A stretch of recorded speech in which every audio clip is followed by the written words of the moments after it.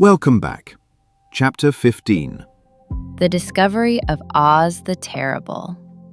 Last chapter, the winged monkeys carried them all the way back to the Emerald City. The people celebrate their return. The witch is dead. But the wizard makes them wait, day after day. Why would he avoid them? They did exactly what he asked. This is the chapter where they find out the truth about who Oz really is. And it's Toto who reveals everything. Let's listen. What? Are you back again? He asked in surprise. Do you not see us? Answered the Scarecrow. But I thought you had gone to visit the Wicked Witch of the West. We did visit her, said the Scarecrow. And she let you go again? Asked the man in wonder. She could not help it, for she is melted, explained the Scarecrow. Melted? Well, that is good news indeed, said the man. Who melted her? It was Dorothy, said the Lion gravely. Good gracious, exclaimed the man, and he bowed very low indeed before her. Then he led them into his little room and locked the spectacles from the great box on all their eyes, just as he had done before. Afterward, they passed on through the gate into the Emerald City. When the people heard from the guardian of the gates that Dorothy had melted the Wicked Witch of the West, they all gathered around the travellers and followed them in a great crowd to the Palace of Oz. The soldier with the green whiskers was still on guard before the door, but he let them in at once, and they were again met by the beautiful green girl, who showed each of them to their old rooms at once, so they might rest until the great Oz was ready to receive them. The soldier had the news carried straight to Oz that Dorothy and the other travellers had come back again, after destroying the Wicked Witch, but Oz made no reply. They thought the great wizard would send for them at once, but he did not. They had no word from him the next day, nor the next, nor the next. The waiting was tiresome and wearing, and at last they grew vexed that Oz should treat them in so poor a fashion after sending them to undergo hardships and slavery.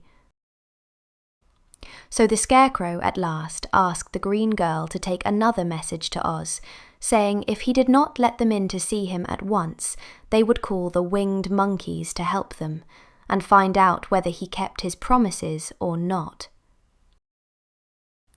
When the wizard was given this message, he was so frightened that he sent word for them to come to the throne room at 4 minutes after 9 o'clock the next morning. He had once met the winged monkeys in the land of the West, and he did not wish to meet them again.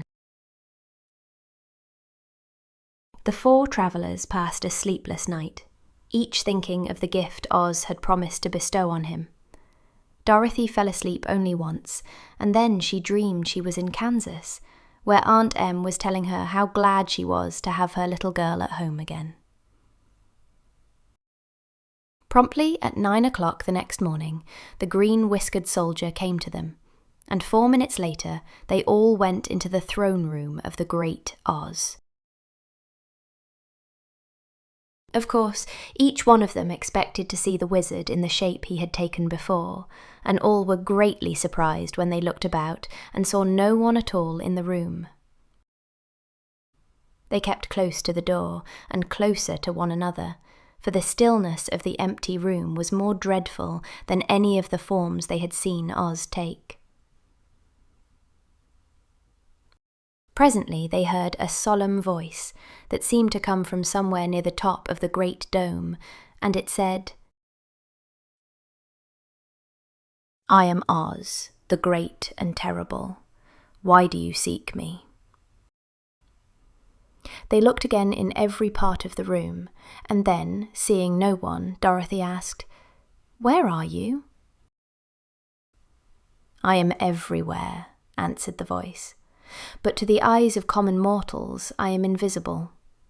I will now seat myself upon my throne, that you may converse with me." Indeed, the voice seemed just then to come straight from the throne itself, so they walked toward it and stood in a row while Dorothy said, "We have come to claim our promise, O Oz." "What promise?" asked Oz. "You promised to send me back to Kansas when the Wicked Witch was destroyed," said the girl. "And you promised to give me brains," said the Scarecrow. "And you promised to give me a heart," said the Tin Woodman. "And you promised to give me courage," said the Cowardly Lion. "Is the Wicked Witch really destroyed?" asked the voice, and Dorothy thought it trembled a little. "Yes," she answered. "I melted her with a bucket of water." "Dear me," said the voice. "How sudden. Well, come to me tomorrow, for I must have time to think it over." "You've had plenty of time already," said the Tin Woodman angrily. "We shan't wait a day longer," said the Scarecrow. "You must keep your promises to us," exclaimed Dorothy. The lion thought it might be as well to frighten the wizard, so he gave a large, loud roar, which was so fierce and dreadful that Toto jumped away from him in alarm and tipped over the screen that stood in a corner. As it fell with a crash, they looked that way, and the next moment all of them were filled with wonder. For they saw, standing in just the spot the screen had hidden, a little old man, with a bald head and a wrinkled face, who seemed to be as much surprised as they were. The Tin Woodman, raising his axe, rushed toward the little man and cried out, "Who are you?" "I am Oz, the great and terrible," said the little man in a trembling voice.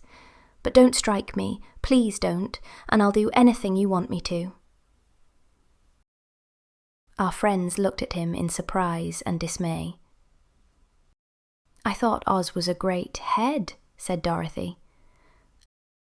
"And I thought Oz was a lovely lady," said the Scarecrow. "And I thought Oz was a terrible beast," said the Tin Woodman. "And I thought Oz was a ball of fire," exclaimed the lion. "No, you are all wrong," said the little man meekly. "I have been making believe." "Making believe?" cried Dorothy. "Are you not a great wizard?" "Hush, my dear," he said. "Don't speak so loud, or you will be overheard, and I should be ruined. I'm supposed to be a great wizard." "And aren't you?" she asked. "Not a bit of it, my dear. I'm just a common man." "You're more than that," said the Scarecrow in a grieved tone. "You're a humbug." "Exactly so," declared the little man, rubbing his hands together as if it pleased him. "I am a humbug." "But this is terrible," said the Tin Woodman. "How shall I ever get my heart?" "Or I my courage?" asked the lion. "Or I my brains?" wailed the Scarecrow, wiping the tears from his eyes with his coat sleeve. "My dear friends," said Oz, "I pray you not to speak of these little things. Think of me and the terrible trouble I'm in at being found out." "Doesn't anyone else know you're a humbug?" asked Dorothy. "No one knows it but you four, and myself," replied Oz. "I have fooled everyone so long that I thought I should never be found out. It was a great mistake my ever letting you into the throne room. Usually I will not see even my subjects, and so they believe I am something terrible." "But I don't understand," said Dorothy in bewilderment. "How was it that you appeared to me as a great head?" "That was one of my tricks," answered Oz. "Step this way, please, and I will tell you all about it." He led the way to a small chamber in the rear of the throne room, and they all followed him. He pointed to one corner, in which lay the great head, made out of many thicknesses of paper and with a carefully painted face. "This I hung from the ceiling by a wire," said Oz. "I stood behind the screen and pulled a thread to make the eyes move and the mouth open." "But how about the voice?" she inquired. "Oh, I am a ventriloquist," said the little man. "I can throw the sound of my voice wherever I wish, so that you thought it was coming out of the head. Here are the other things I used to deceive you." He showed the Scarecrow the dress and the mask he had worn when he seemed to be the lovely lady, and the Tin Woodman saw that his terrible beast was nothing but a lot of skins sewn together with slats to keep their sides out. As for the ball of fire, the false wizard had hung that also from the ceiling.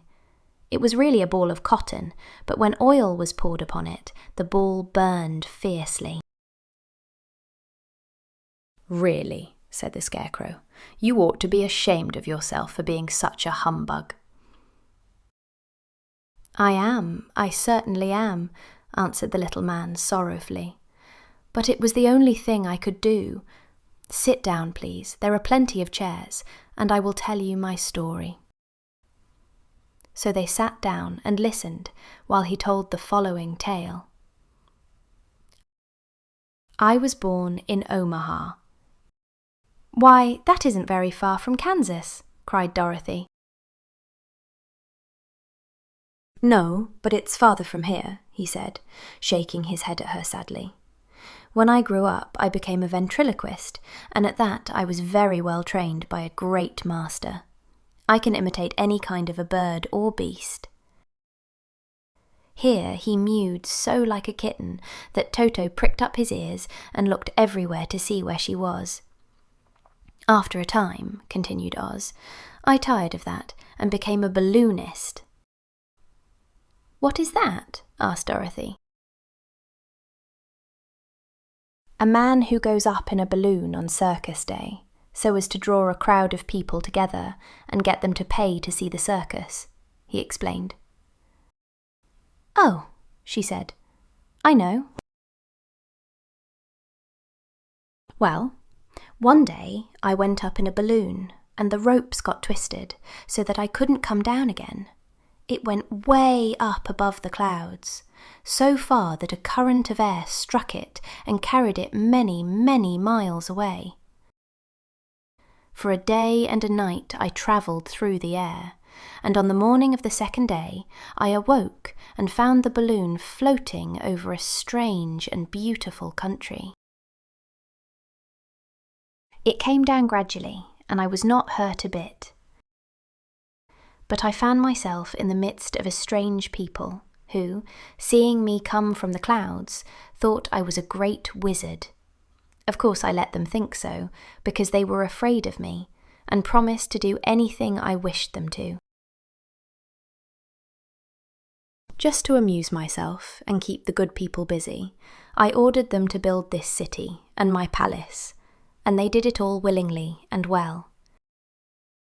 Then I thought, as the country was so green and beautiful, I would call it the Emerald City, and to make the name fit better, I put green spectacles on all the people, so that everything they saw was green. "But isn't everything here green?" asked Dorothy. "No more than in any other city," replied Oz. "But when you wear green spectacles, why, of course, everything you see looks green to you. The Emerald City was built a great many years ago, for I was a young man when the balloon brought me here, and I am a very old man now. But my people have worn green glasses on their eyes so long that most of them think it really is an Emerald City, and it certainly is a beautiful place, abounding in jewels and precious metals, and every good thing that is needed to make one happy. I have been good to the people, and they like me. But ever since this palace was built, I have shut myself up and would not see any of them. One of my greatest fears was the witches, for while I had no magical powers at all, I soon found out that the witches were really able to do wonderful things. There were 4 of them in this country, and they ruled the people who live in the north and south and east and west. Fortunately, the witches of the north and south were good, and I knew they would do me no harm. But the witches of the east and west were terribly wicked, and had they not thought I was more powerful than they themselves, they would surely have destroyed me. As it was, I lived in deadly fear of them for many years, so you can imagine how pleased I was when I heard your house had fallen on the wicked witch of the east. When you came to me, I was willing to promise anything if you would only do away with the other witch. But, now that you have melted her, I am ashamed to say that I cannot keep my promises. I think you are a very bad man, said Dorothy. Oh, no, my dear, I'm really a very good man, but I'm a very bad wizard, I must admit. Can't you give me brains? Asked the Scarecrow. You don't need them. You are learning something every day. A baby has brains, but it doesn't know much. Experience is the only thing that brings knowledge, and the longer you are on Earth, the more experience you are sure to get. That may all be true, said the Scarecrow, but I shall be very unhappy unless you give me brains. The false wizard looked at him carefully. Well, he said with a sigh, I'm not much of a magician, as I said, but if you will come to me tomorrow morning, I will stuff your head with brains. I cannot tell you how to use them, however. You must find that out for yourself. Oh, thank you, cried the Scarecrow. I'll find a way to use them, never fear. But how about my courage? Asked the Lion anxiously. You have plenty of courage, I am sure, answered Oz. All you need is confidence in yourself. There is no living thing that is not afraid when it faces danger. The true courage is in facing danger when you are afraid, and that kind of courage you have in plenty.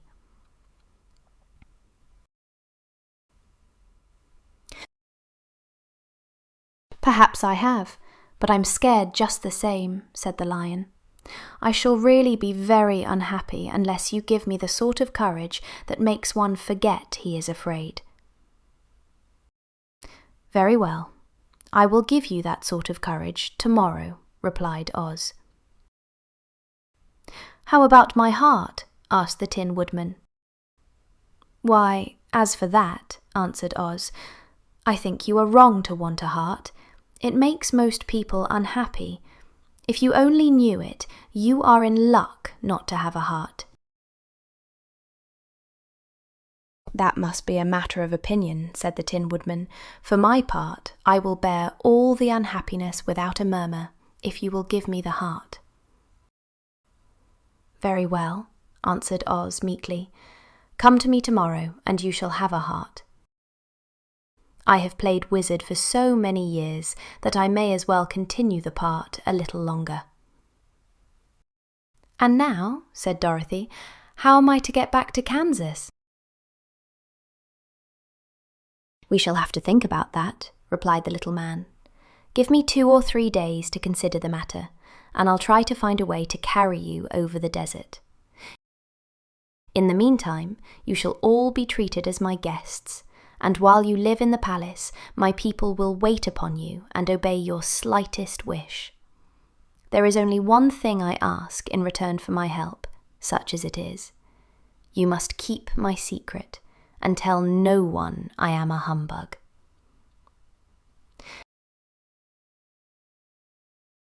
They agreed to say nothing of what they had learned, and went back to their rooms in high spirits.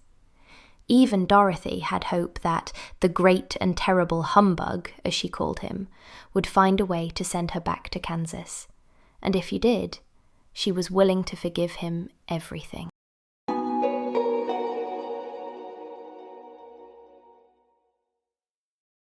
The Great and Terrible Oz, Unmasked. They come back to the Emerald City as heroes. The people celebrate. But the wizard won't see them. He makes them wait for days. They threaten to call the winged monkeys. That gets his attention. In the throne room, a voice speaks, but there's nobody there. And then Toto knocks over a screen in the corner. And there he is. A little old bald man. No magic at all, just tricks. A paper head hung from the ceiling. A dress and mask for the lady. Sewn skins for the beast. Cotton soaked in oil for the fire. All ventriloquism. He's from Omaha, a ventriloquist who became a balloonist. The balloon carried him here by accident. And even the Emerald City is an illusion. Green spectacles locked onto everyone's face. That's why everything looks green. Okay, let's do some questions. First question. How is the Wizard of Oz finally unmasked? Number 1. Dorothy demands that Oz show himself, and he steps out from behind the throne voluntarily. Number 2. Toto tips over a screen in the corner of the throne room, revealing a little old man who has been operating the wizard's illusions. Number 3. The Scarecrow uses his new brains to deduce that the wizard must be hiding behind the curtains. Think about it. Which one?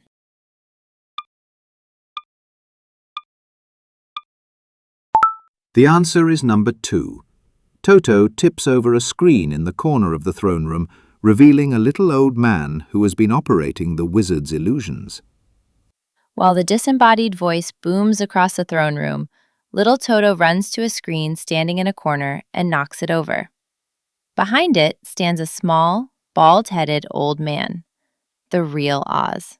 He confesses immediately, "I am Oz, the great and terrible, but please don't strike me." Second question. What tricks did Oz use to make each visitor believe he was a different magical being? Number 1.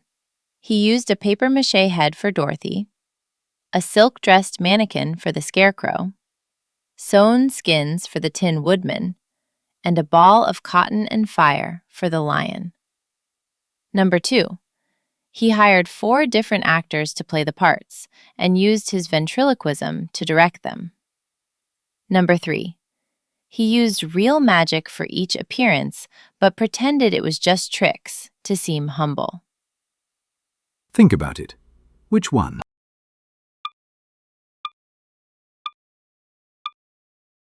The answer is number 1. He used a papier-mâché head for Dorothy, a silk dress mannequin for the Scarecrow, sewn skins for the Tin Woodman, and a ball of cotton and fire for the lion. Oz reveals that every appearance was a stage trick. Dorothy saw an enormous head made of paper and painted. The Scarecrow met a lovely lady on a mannequin dressed in silk. The Tin Woodman faced a terrible beast made of sewn-together skins. And the lion saw a ball of fire that was really just cotton set alight. His ventriloquism made the voice seem to come from each figure. Third question. Why does the Emerald City appear green to everyone who lives there? Number 1. Oz planted green glass in every window and coated every building in green paint. Number 2. The city really is made of emeralds, mined from beneath it when Oz first arrived. Number 3. Oz makes everyone wear green-lensed spectacles locked on with a key, so everything they see appears green. Think about it. Which one?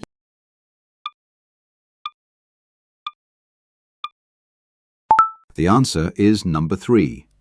Oz makes everyone wear green-lensed spectacles locked on with a key, so everything they see appears green. This is one of Oz's most clever deceptions. When he built the city, he ordered that every person, resident or visitor, must wear spectacles with green lenses, locked on so they cannot be removed. With green glass over their eyes, everything looks emerald-colored, and the illusion of a city made of precious gems is complete. Now, Oz has promised to give the Scarecrow, Tin Woodman, and Lion what they want. But he needs time to think about getting Dorothy home. We'll find out what happens next chapter.